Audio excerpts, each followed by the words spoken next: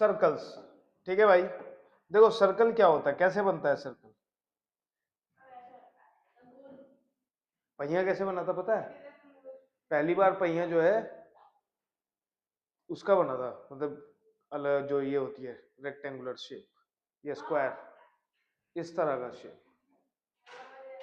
गाड़ी में लगाया तो भाई गाड़ी जो है अच्छी नहीं चली। उसके बाद अगर मैं शेप कर देता हूं पेंटागन या हेक्सागन, तो इसमें अच्छा चलेगा, इसमें अच्छी गाड़ी चलेगी या इसमें अच्छी चलेगी गाड़ी? नीचे वाले में। फिर अगर मैं इसमें 6 की जगह कितने कर दूं बेटा, ऑक्टागन कर देता हूं। ठीक है, ऑक्टागन कैसे बनेगा भाई? वो तो मुझे पता है। एक, दो, तीन, चार, एक, दो, तीन, चार, पाँच। अच्छा सुनो, ऐसे बनाओ। देखो बनाने का बढ़िया तरीका बताऊं क्या है। एक, दो, ठीक है, अब इनको जोड़ दो।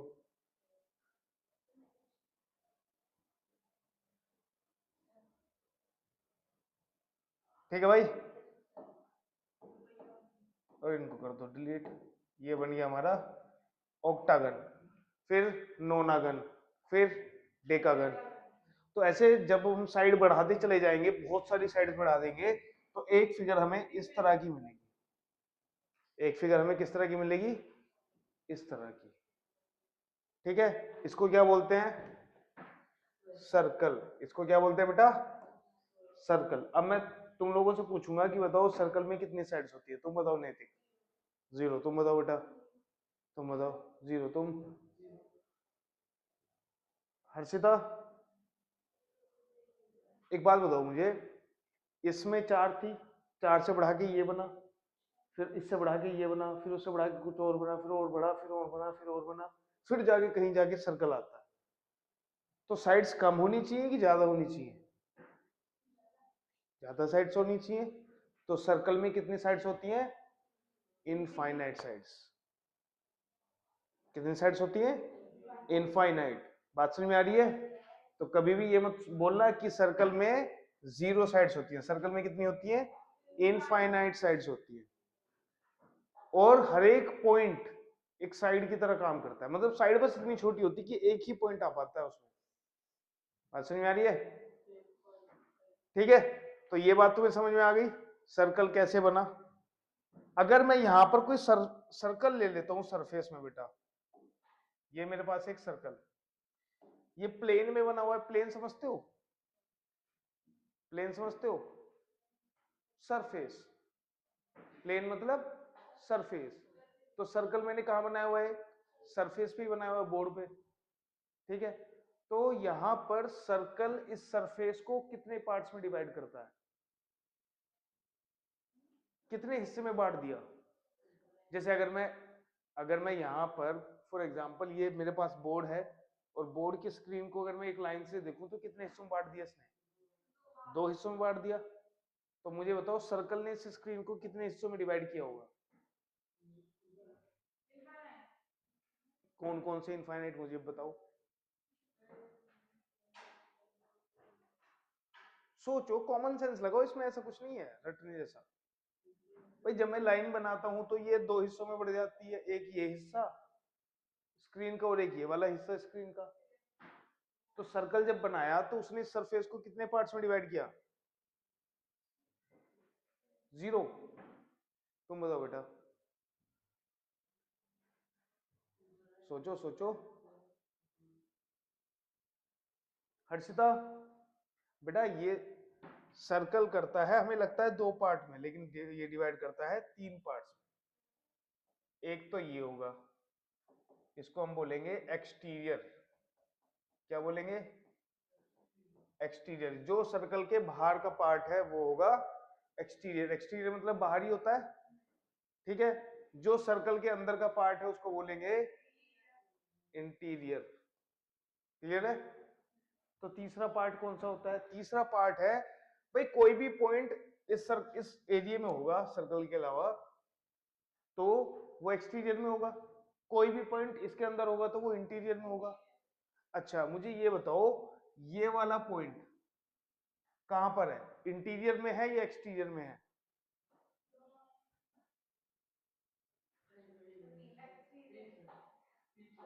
तो ये तीसरा पार्ट क्या आता है बेटा? तीसरा पार्ट जो होता है उसे बोलते हैं सर्कल। तो तीन पार्ट्स कौन कौन से हो गए? इंटीरियर, एक्सटीरियर एंड सर्कल, तीन हिस्से होते हैं। ठीक है, समझ में आ रही है बात? कितने हिस्से? तीन हिस्से, जैसे बीच में से काट देते ना मूली को तीन हिस्से में, ऐसे बिल्कुल। ठीक है, हाँ भाई क्लियर है, समझ में आ रहा है? चलिए इतना समझाना था, आगे बढ़ते हैं। अब सर्कल में होता क्या है, सर्कल में तुमने क्या चीज देखी है जो बहुत कॉमन है? एक ऐसा पॉइंट जो सर्कल के एकदम बीच में होता है, उसे हम क्या बोलते हैं? वाओ, उसे हम बोलते हैं सेंटर। हर्षिता कह रही है फिक्स्ड पॉइंट, फिक्स्ड तो है लेकिन उसको बोलते क्या है? सेंटर। ठीक है, अब इस सेंटर से अगर मैं कोई भी सर्कल का पॉइंट मिला दूं, ठीक है बेटा, सर्कल के सेंटर से सर्कल का कोई भी पॉइंट अगर मैं मिला दूं, ज्वाइन कर दूं, तो उसे हम बोलते हैं रेडियस। इसे हम बोलते हैं रेडियस। क्लियर है? ठीक है, रेडियस का जो डबल होता है उसको हम क्या बोलते हैं? अच्छा, इसमें तो बड़ी आवाज निकल गई तुम लोगों की। ये क्या होगा बेटा? डायामीटर। क्लियर है? ठीक है जी, ओके आगे बढ़ते हैं।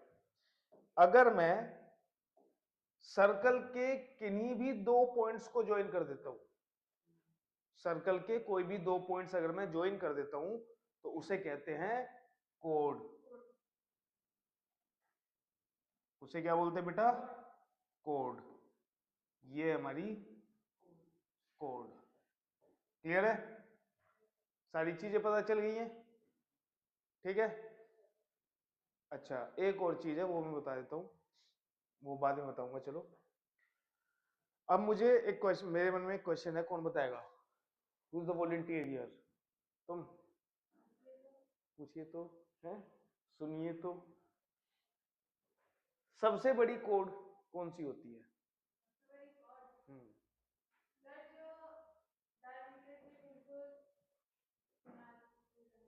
है जी, तुम बताओ बेटा। डायमीटर। बेटा कोड क्या होता है? कोड होता है कि जो भी सर्कल के दो पॉइंट्स को ज्वाइन करता है उसे हम क्या कहते हैं? कोड। ठीक है बेटा, तो अगर ये सेंटर है, अगर ये सेंटर है और मैं क्या कर रहा हूं बेटा, यहां से मैंने सर्कल के दो पॉइंट्स को ज्वाइन कर दिया। कौन कौन से दो पॉइंट्स ज्वाइन किए मैंने? मान लेते हैं ये ए है और ये बी है, ये पॉइंट बी और ये वाला पॉइंट ए, इन दोनों पॉइंट्स को ज्वाइन किया मैंने, तो क्या ये कोड नहीं है? कोड है। तो इससे लंबी लाइन तुम बना सकते हो क्या सर्कल के अंदर डायमीटर से? नहीं ना, तो यहां पर हम लिख सकते हैं कि longest code of a circle is, हाँ लिखते रहो, longest code of a circle is diameter. Clear है? कोई डाउट किसी को? नहीं है? मजेदार है, इजी है, चलिए।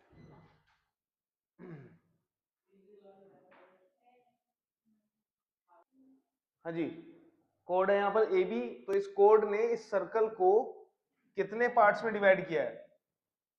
दो हिस्सों में डिवाइड किया है, एक ये वाला हिस्सा और एक ये वाला हिस्सा। ठीक है, तो जो इस तरह का हिस्सा है जो कोड से डिवाइड होता है सर्कल में, उसे बोलते हैं सेगमेंट। क्या बोलते हैं उसे? सेगमेंट। तो ये भी सेगमेंट है और ये वाला भी सेगमेंट है। ठीक है, दोनों क्या है? सेगमेंट है। अब सेगमेंट, दोनों सेगमेंट है तो कैसे हम डिफरेंशिएट करेंगे? जो छोटा है उसे माइनर सेगमेंट, जो बड़ा है उसे मेजर सेगमेंट। क्लियर है? ठीक, चलो अब जैसे ट्रायंगल को बोल देते हैं ना, ट्रायंगल एबीसी। अब मुझे बोल के बताओ कि ये वाला सेगमेंट बताना है तुम्हें, ये वाला माइनर सेगमेंट। जैसे ट्रायंगल को एबीसी बोल देते हैं, तो ऐसे ही इसको बताओ कैसे बोलोगे तुम?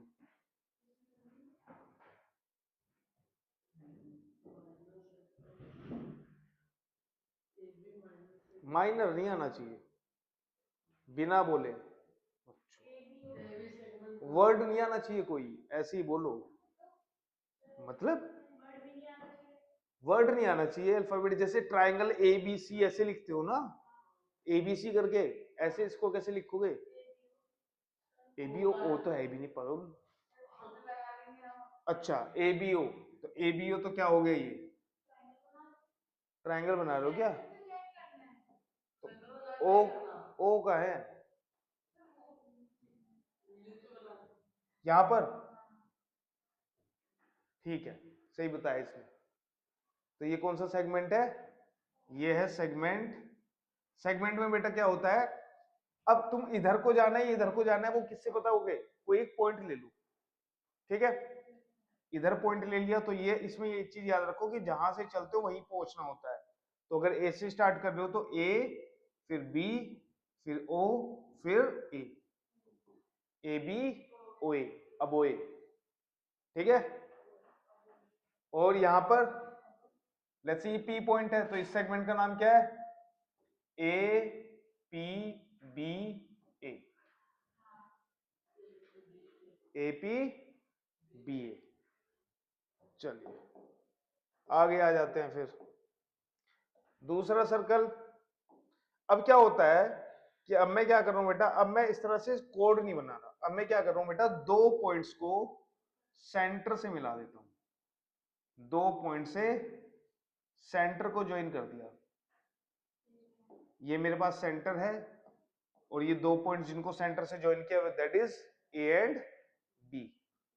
तो अगर इस तरह का तुम्हारे पास हिस्सा बनता है, ये भी दो पार्ट्स में डिवाइड कर रहा है, लेकिन ये क्या कर रहे हैं, दो रेडियस ये वाला एरिया बना रहे हैं, और यहां पर सिर्फ कोड बना रही है, उसमें रेडियस थोड़ी ना बना रही है। इसमें क्या है बेटा, रेडियस, दो रेडियस मिलके डिवाइड कर देती है ट्राइंगल को। तो इनको बोलते हैं बेटा सेक्टर। इसको क्या बोलते हैं? सेक्टर। और इसको भी सेक्टर। ठीक है, हाँ, ये छोटे वाला माइनर सेक्टर और ये मेजर सेक्टर। नाम बिल्कुल वैसे ही, ओ ए, यहां पर सी ले लो, ओ ए सी बी ओ, और यहां पर ले लो डी। ये कितना, ये इसका नाम क्या होगा बेटा? ए डी बी ओ ए। जहां से चले वहीं रुकना है। क्लियर है? समझ में आ रही है बेटा बात? चलो फिर हो गया काम खत्म, आगे आ जाओ। अब तुम्हारी बुक से देखते हैं क्या है।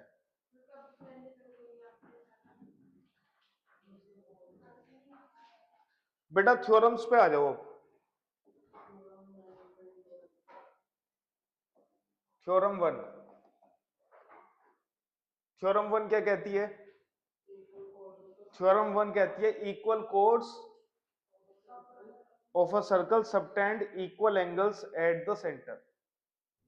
ठीक है, अब यहां पर इसने ऐसा क्यों नहीं बोला equal chords makes equal angle at the centre?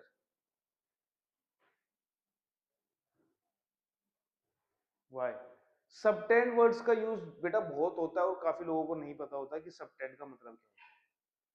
देखो, अगर मैं तुम्हें बोलूं कि एंगल कितना बन रहा है कोई दो साइड्स में, जैसे ये दोनों है, इन दोनों के बीच का एंगल कितना है? थीटा ले लेते हैं लेट्स से। ठीक है, तो इन दोनों साइड्स के बीच का क्या हो गया ये एंगल हो गया। कहीं ना कहीं ये दोनों एक दूसरे से कनेक्टेड होती हैं, ठीक है। अब एक बात बताओ, अगर मैं सर्कल ले लेता हूं, कोड ये है, तो सेंटर पर ये एंगल ये दोनों क्या कनेक्टेड थोड़ी ना है, नहीं है ना। तो इसलिए सबटेंड का यूज, सबटेंड वर्ड का यूज होता है, और सबटेंड वर्ड का मतलब है, फॉर एग्जांपल अगर मैं बोलूं कि ये pen, it makes an angle of 30 degree at my eyes, तो इसका मतलब है एक रे, रे समझते हो, एक रे जो यहां से आ रही है और एक रे जो यहां से आ रही है, वो दोनों मेरी आंखों पर जिस एंगल पर बनेंगी उसको बोलते हैं सबटेंडेड एंगल। क्या बोलते हैं बेटा उसे? Subtended angle. दोबारा से सुन लो, एजिस से कोई भी चीज इस वर्ल्ड में एंगल सबटेंड ही करती है। अगर हम अपनी आंखों से देखें, अगर मैं तुमको देख पा रहा हूं तो तुम्हारे जो बाल हैं, ये जो तुम्हारा आउटर पार्ट है, वो एंगल सबटेंड कर रहा है कहां पर? मेरी आंखों पर। बोतल भी एंगल सबटेंड कर रही है। टॉर्च, कुछ भी चीज, भाई हम कोई चीज कब देख पाते हैं? जब तुम्हें क्या लगता है, टॉर्च तुम टॉर्च से देख पाते हो? नहीं, तुम हमेशा रिफ्लेक्शन देखते हो। जैसे अगर तुम यहां से टॉर्च मारोगे ना, तो यहां पर जो रोशनी जाएगी वो रिफ्लेक्ट होके मेरी आंखों पे आएगी, और तब मुझे ये बोतल दिखेगी। ठीक है, बात समझ में आ रही है? चलो फिर, तो सबटेंड का मतलब समझ गए सब लोग क्या होता है? यस और नो? तो बेटा अब कैसे सबटेंड होगा एंगल? देखो जरा, ये हमारे पास सर्कल हो गया, ठीक है, इसमें एक कोड बना देते हैं। कोड बना दी बेटा, ये बना दी, ठीक है। अब ये कोड एंगल कितना क्रिएट करेगी? भाई जो भी सेंटर पर मिलेगी जाके मिला दो इसको, मिलाओ भाई। ये है लेट्स से सेंटर, तो भाई कौन सा एंगल सबटेंडेड है? ये वाला एंगल सबटेंडेड है। क्लियर है? बात समझ में आ रही है? लेकिन थ्योरम क्या कहती है? Equal codes of a circle. Equal codes मतलब एक से ज्यादा कोड्स है, एक से ज्यादा कोड्स होंगी तभी तो इक्वल कोड्स होंगी। यस और नो? तो बेटा दूसरी कोड और बनाओ, यहां पर दूसरी कोड बनाओ बेटा। लेट्स से दूसरी कोड है मेरी ये, अभी कुछ देर बाद पूछना, ठीक है। ये एंगल कौन सा क्रिएट करेगी बेटा? यहां पर ये वाला। देखो दोनों एजेस से मैं क्या कर रहा हूं, लाइन भेज रहा हूं ना सर्कल पे, ठीक है। तो ये कौन सा एंगल है? यहां पर ये वाला एंगल, ठीक है। तो हमें प्रूव क्या क्या प्रूव करना है? कि ये वाला एंगल इसके इक्वल है, ठीक है। तो थीटा हम मिटा देंगे, थीटा हम मिटा देंगे। तो यहां पर एक बात बताओ, उसने बोला इक्वल कोड्स, तो बेटा जितनी लेंथ ए बी की होगी उतनी ही लेंथ सी डी की होगी कि नहीं होगी? बोला हुआ है ना, ये तो गिवन है ना, हमें गिवन है ना। सेंटर ले लेते हैं, सेंटर क्या है बेटा? ओ। हमें गिवन क्या है? गिवन क्या है हमें?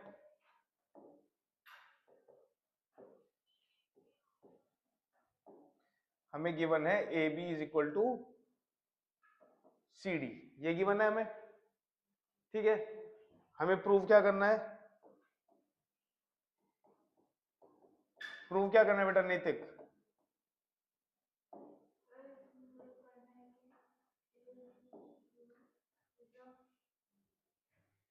बताओ प्रूव क्या करना है?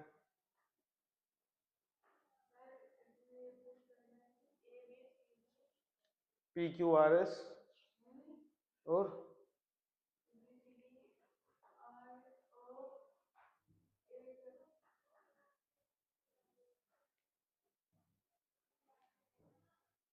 बताओ, अभी बताया था ना, या तुम पढ़ नहीं रहे, ध्यान नहीं दे रहे बिल्कुल भी?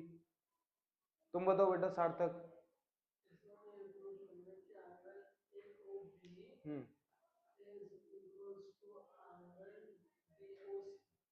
सिंपल, यही प्रूव करना है। पता नहीं क्या बोल रहे हो तुम। हमें प्रूव करना है angle A O B is equal to angle COD या डीओसी। बात एक ही है। क्या पढ़ रहे हो तुम? बुक कहाँ है तुम्हारी? Ways you book?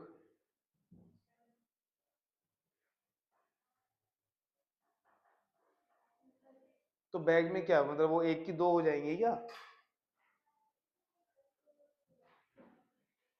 पढ़ाई लिखाई नहीं कर रहे हो बेटा तुम, मजे ले रहे हो मजे।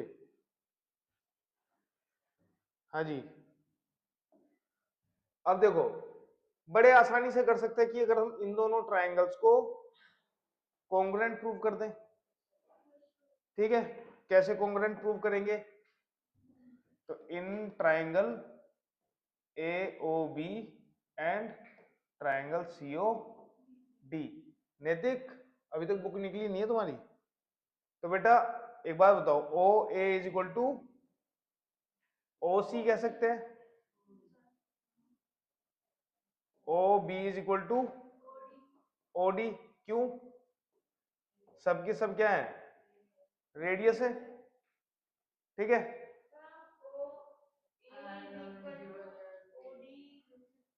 क्यों नहीं लिख सकते? वो भी लिख दो। ठीक है, और A B is equal to C D हमें गिवन है। तो कौन सी थ्योरम लगेगी भाई? Triangle by triple S, by S S S. Triangle A O B is congruent to triangle C O D. ठीक है, दोनों ट्राइंगल्स क्या हो गए? कॉन्ग्रुएंट प्रूव हो चुके हैं। अब हमें तो एंगल्स इक्वल करने हैं, तो by CPCT, by CPCT angle A O B is equal to angle C O D. Angle A O B is equal to angle C O D, और ये हो जाएगा हमारे पास hence proved. Equal chords of a circle make subtends equal angles at the centre. ठीक है, कर लो note down. Next बेटा,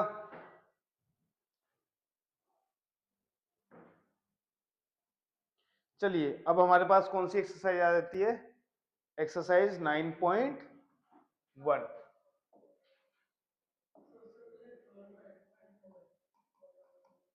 उससे पहले 9.2 है। ठीक है, क्या है 9.2? If the angles subtended by the chord at the center are equal, then the chords are equal। यही है। अरे एक बात बताओ, यही सेम फिगर होगी उसमें, बस ये हमें एंगल्स क्या होंगे? इक्वल गिवन होंगे। ये दोनों रेडियस हैं, तो क्या लगेगा बेटा? बताओ, इन दोनों ट्राइंगल्स में ये एंगल इसके इक्वल दिया हुआ है, तो कैसे इन दोनों ट्राइंगल्स को कॉन्ग्रुएंट प्रूव करोगे?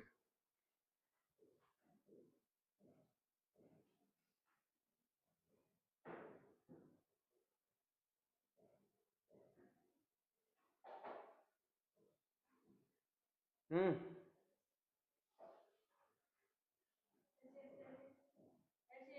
ऐसे इस रूल से भाई, ये दोनों क्या है? रेडियस, ये दोनों भी रेडियस, और उनके बीच का एंगल भी इक्वल है, तो ऐसे ऐसे दोनों ट्राइंगल्स कॉन्ग्रुएंट हो जाएंगे। कॉन्ग्रुएंट हो जाएंगे तो सीपीसीटी से A B equal to C D हो जाएगा। तो ये थ्योरम तुम्हें खुद से करके आनी है, मैं देखूंगा। ठीक है, और आज ही देखूंगा। ठीक है, रात तक भेज देना। एक्सरसाइज कौन सी बेटा? 9.1। पहला क्वेश्चन क्या है? Recall that two circles are congruent if they have the same radii. Prove that equal chords of a congruent subtend equal angles at the center. ठीक है, थ्योरम ही थी। Prove that chords of congruent triangles, congruent circles subtend equal angles at the center. Then the chords are equal। इसमें congruent circles है तो दो circles अलग अलग बनाने हैं, दो सर्कल्स अलग अलग बनाने हैं सेम रेडियस के बेटा, सेम रेडियस के। ठीक है, और कोड बना के इसको प्रूव कर देना। एक ये सर्कल हो चुका है, एक ये वाला सर्कल हो चुका है, कॉन्ग्रुएंट सर्कल है। कॉन्ग्रुएंट सर्कल कब होते हैं? जब उनकी रेडियस सेम हो। तो भाई एक ये है हमारे पास कोड, और एक ये पी क्यू, ये ए बी हो गई और ये पी क्यू हो गई। ठीक है, इसका सेंटर है ओ, इसका सेंटर है ओ डैश। ठीक, अब दोनों दोनों की भाई रेडियस सेम है, ये सुनो। और क्या दिया हुआ है उसने, subtend equal angles at the centre, यही दिया हुआ है ना।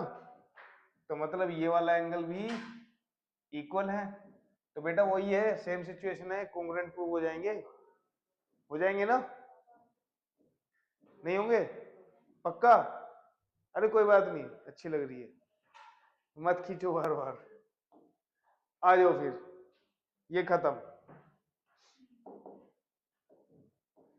एक्सरसाइज 9.1 ओवर है क्या।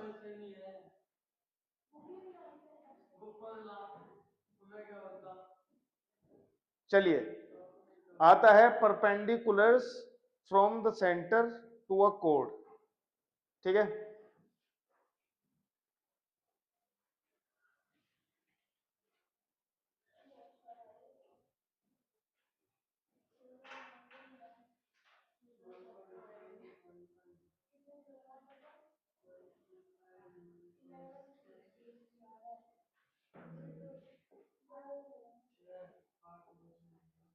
सर्कल्स की थ्योरम्स बहुत होती हैं बेटा।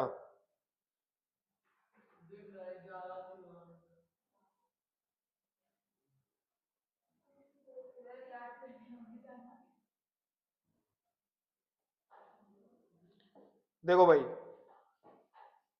अगर मैं इस सेंटर से, इसके सेंटर से बेटा एक परपेंडिकुलर गिराता हूं,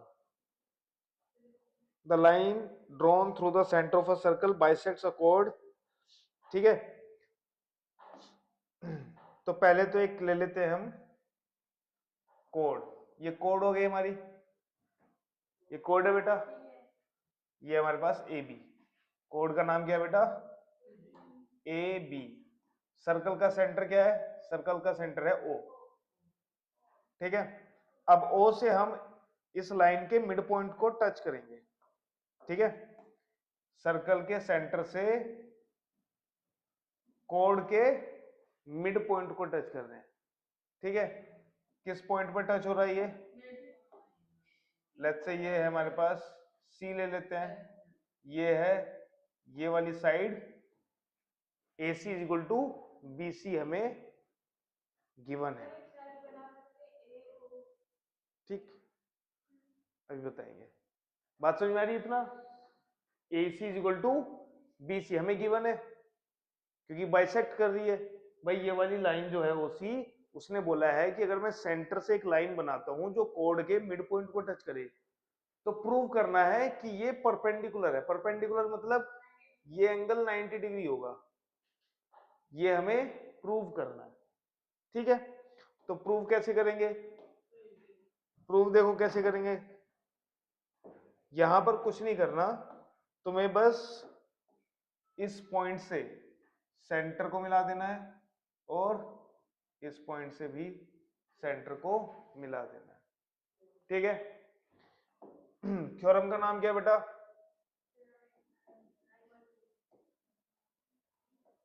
थ्योरम 9.3। गिवन क्या है हमें,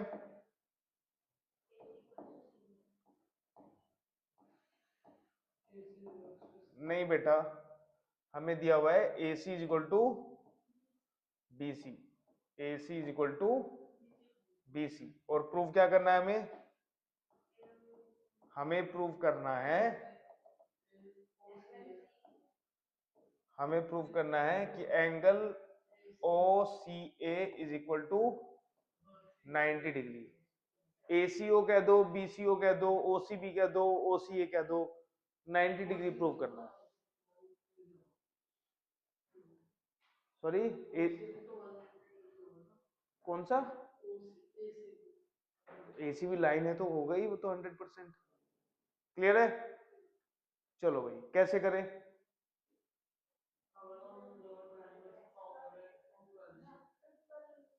कॉन्ग्रुएंट प्रूव कर सकते हो दोनों ट्रायंगल्स को, तो भाई करो, कर सकते हो तो करो यार, अच्छी बात है फिर तो ये।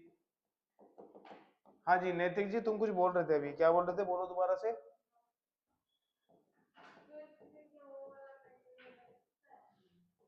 कौन सा बेटा? एस एस एस तीनों साइड्स बराबर है क्या?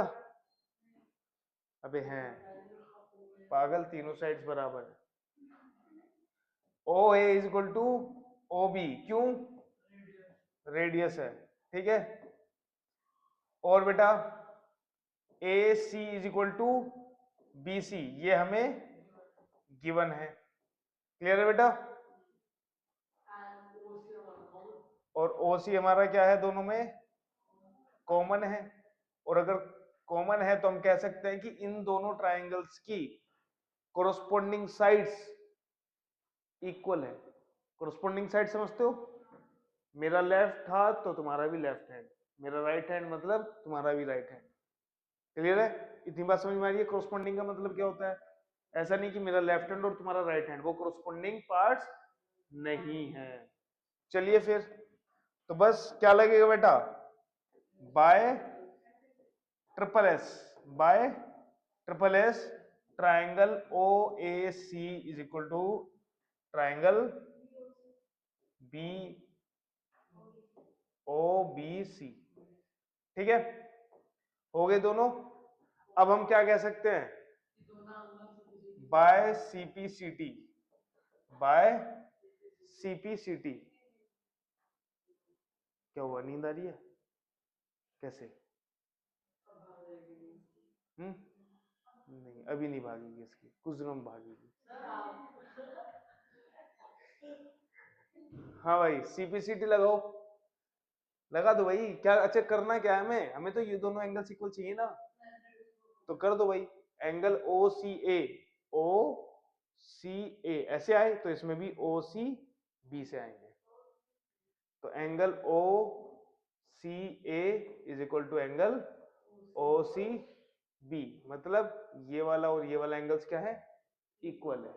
क्लियर है? तो ये हो गई इक्वेशन 1। अब एक बात बताओ मुझे, ये जो ए बी है ये लाइन सेगमेंट है, ओ सी क्या है, एक रे है। तो किसी भी लाइन पर एक रे होती है तो लीनियर पेयर ऑफ एंगल्स बनाती है। तो हम कह सकते हैं कि, क्या कह सकते हैं कि angle A C O plus angle O C B 180 degree के इक्वल होंगे। यस और नो? और हमें पता है कि ये दोनों एंगल्स क्या है, इक्वल है, फ्रॉम इक्वेशन 1। तो भाई दोनों जगह क्या लिख दो, ओसीबी लिख दो। भाई एसीओ की जगह क्या लिख दो, ओसीबी। लिख सकते हैं कि नहीं? यस और नो? भाई जब दोनों एंगल्स बराबर हैं तो एक की जगह दूसरा लिख सकते हैं। तो ये हो जाएगा 2 of angle O C B is equal to 180 और angle O C B is equal to 90 degree. Hence proved. समझ में आया बेटा?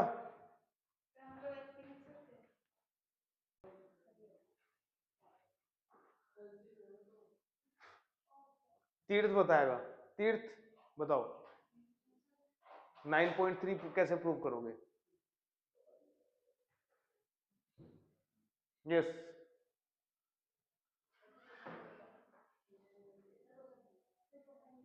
क्वेश्चन ये है कि अगर मैं कोड बना देता हूं, ठीक है, और यहां से मैंने परपेंडिकुलर गिरा दिया सेंटर से, ठीक है, तुम्हें प्रूव करना है A C is equal to B C, A C is equal to B C, ये प्रूव करना है। अच्छा, कंस्ट्रक्शन करेंगे, इसको ज्वाइन कर देंगे और इसको ज्वाइन कर देंगे। ये 90 डिग्री है बेटा, परपेंडिकुलर है।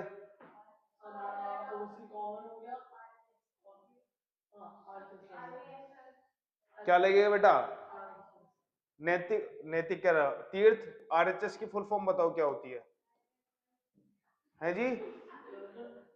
आरएचएस कॉन्ग्रुएंसी में प्रूव करते लगाते हैं ना, दो ट्राइंगल जब कॉन्ग्रुएंट प्रूव करते हैं तब आरएचएस यूज करते हैं। तो आरएचएस का मतलब क्या होता है?